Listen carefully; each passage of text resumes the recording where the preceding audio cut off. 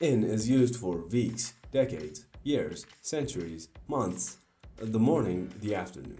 We will travel to London in the spring. We have to finish the project in 2 weeks' time. The music in 90s was revolutionary. The technology is developing more in the 21st century. We are working hard to reduce the pollution in the year 2025. Hope I will get a promotion in the April. The air is favorable in the morning. Can we meet in the afternoon?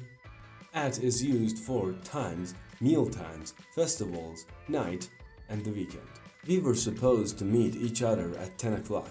We kissed each other at the Christmas. We will talk about it at lunchtime. I will throw him a birthday party at the weekend. It's going to rain at night. Guys, don't forget to subscribe to my channel for daily lessons and contents, and also please like my video, and you can also click on the link up here.